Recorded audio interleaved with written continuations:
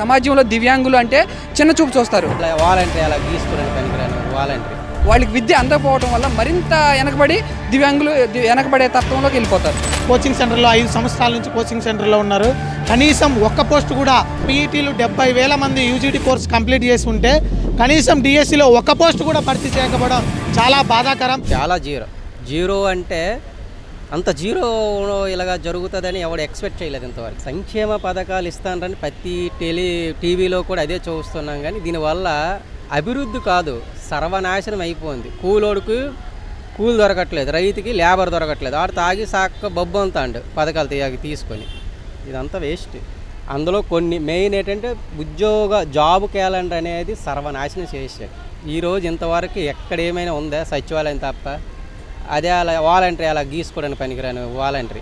ఎందుకు చేయలేకపోతున్నాడంటే ఆయనకి అంత నాలెడ్జ్ లేదేమో నా ఎనాలజీస్ ప్రకారం. మేము ఫార్మరే, ఉపయోగం లేదు. రైతులకి ఏంటండి, అందినోడికి అందుతుంది, అందనోడికి అందట్లేదు. ఏం వేస్ట్. మళ్ళీ నీకు ఏదైనా 140 సీట్లతో క్యాపిటల్ అనేది చంద్రబాబు నాయుడు నియమిస్తారని ప్రజలు ఆశిస్తున్నారని.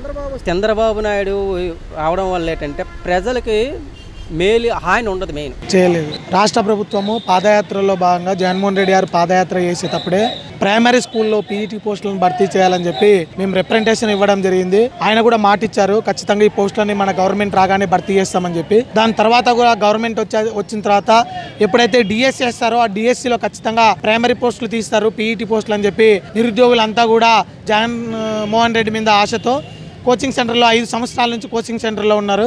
కనీసం ఒక్క పోస్టు కూడా దాదాపు 23,000 పోస్టులు మెగా డిఎస్సి చేస్తామని చెప్పి 6,100 పోస్టులు తీసిన తర్వాత దాంట్లో పీఈటీలు 70,000 మంది యూజీటీ కోర్స్ కంప్లీట్ చేసి ఉంటే కనీసం డిఎస్సిలో ఒక్క పోస్టు కూడా భర్తీ చేయకపోవడం చాలా బాధాకరం. ఈరోజు నిరుద్యోగులంతా కోచింగ్ సెంటర్లో ఉండి వాళ్ళు కనీసం డిఎస్సిలో అప్లై చేసుకోవడానికి కూడా ఎలిజిబిలిటీ లేదంటే వాళ్ళు తిరిగి వాళ్ళ తల్లిదండ్రులకి ఏ విధంగా ముఖం చూపించుకోగలరో ఒకసారి జగన్మోహన్ రెడ్డి గారు ఆలోచన చేసుకోవాలి. ఇంతవరకు కూడా మనం చూస్తూనే ఉన్నాం, జాబ్ క్యాలెండర్ కూడా కేవలం పేపర్ ప్రకటనలకు మాత్రమే పరిమితం అయ్యేది తప్ప అదిగో డిఎస్సి, ఇదిగో డిఎస్సి, అదిగో జాబ్ క్యాలెండర్, ఇదిగో జాబ్ క్యాలెండర్ అని చెప్పి ఇప్పటికి కూడా డిఎస్సి మీద కూడా స్పష్టత లేకుండా ఒకరికి కొట్లాటలు పెట్టి కోర్టుల కేసులకు పోయే విధంగా ఈరోజు డిఎస్సి నోటిఫికేషన్ని విడుదల చేస్తూ ఉంది రాష్ట్ర గవర్నమెంట్. సో ఇప్పటికైనా ఈ తప్పులన్నీ సరిదిద్దుకొని మెగా డిఎస్సిని విడుదల చేసి ఈ డిఎస్సిలో పీఈటీ పోస్టులను క్రియేట్ చేసైనా సరే ఇదొక్కసారి వీళ్ళకి అవకాశం కల్పించాలని చెప్పి ఆంధ్రప్రదేశ్ వ్యాయామ పోరాట సమితిగా ప్రవీణ్ ప్రకాష్ గారు, తర్వాత సురేష్ కుమార్ గారు అందరి ఆధ్వర్యంలో సార్ మా పోస్టులు భర్తీ చేయాలి, రాష్ట్ర వ్యాప్తంగా ఇక్కడ 100% ప్రమోషన్స్ తీసిన తర్వాత పీఈటీలో వేకెన్సీ తీయండి అంటే విద్యాశాఖ మంత్రి గారు మీకు ఖచ్చితంగా ఏదో ఒకటి న్యాయం చేస్తామని చెప్పి మాట ఇవ్వడం జరిగింది.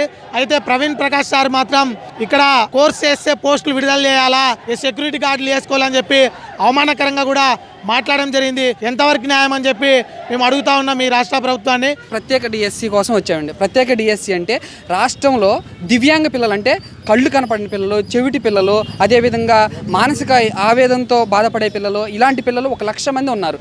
అంటే SSA సర్వశిక్ష అభియాన్ ప్రకారం ప్రతి 10 మంది పిల్లలకి ఒక టీచర్ ఉండాలనేది దాని యొక్క ఉద్దేశం అన్నమాట. కానీ రాష్ట్రంలో 1,00,000 మంది పిల్లలకి మొన్న ఇచ్చిన నోటిఫికేషన్లో ఒక్క పోస్ట్ కూడా ఇవ్వలేదండి. తెలంగాణలో 35,000 మంది దివ్యాంగ పిల్లలు ఉంటే 15,223 పోస్టులు ఇచ్చారు. కానీ 1,00,000 మంది ఉన్న ఆంధ్రప్రదేశ్లో 1,00,000 మంది దివ్యాంగ పిల్లలు ఉన్నారు, కానీ ఒక్క పోస్ట్ కూడా ఈ డిఎస్సిలో ఇవ్వలేదు.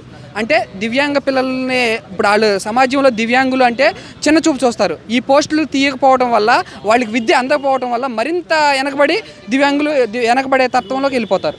సో కాబట్టి దివ్యాంగులకు కూడా మీరు న్యాయం చేయాలి. అదేవిధంగా దివ్యాంగుల కొరకు ఉపాధ్యాయ చదువు చదివిన ఉపాధ్యాయులకు కూడా మీరు న్యాయం చేయాలి. 2019 ఎలక్షన్ల ముందు రావాలి జగన్, కావాలి జగన్ అని వాళ్ళ యొక్క కార్యకర్తలే కాకుండా మా నిరుద్యోగులు కూడా ఆ జపం పాటించాం. ఎందుకంటే జగన్ వస్తే జాబ్ వచ్చేసింది. ఎందుకంటే నిరుద్యోగులకి ఆయన మాట ఇచ్చాడు. 23,000 పోస్టులు టీచర్ ఉద్యోగాలు అయితేనేమి, 3 లక్షల గవర్నమెంట్ ఉద్యోగాలు అయితేనేమి ఆయన ఇస్తానని మాట ఇచ్చారు. కాబట్టి మేము వాళ్ళ కార్యకర్తలతో పాటు మా నిరుద్యోగులు కూడా మేము కూడా జపమై పాడాం, రావాలి జగన్, కావాలి జగన్ కానీ ఈరోజు ఆయన ఇచ్చిన మాటనే నిలబెట్టుకోలేకపోయారు. 23,000 పోస్టులు ఇస్తానని చెప్పిన జగన్మోహన్ రెడ్డి గారు ఈరోజు కేవలం 6,100 పోస్టులు మాత్రమే ఇచ్చారు. డిఎస్సి నిరుద్యోగులు మొత్తం 10,000 మంది.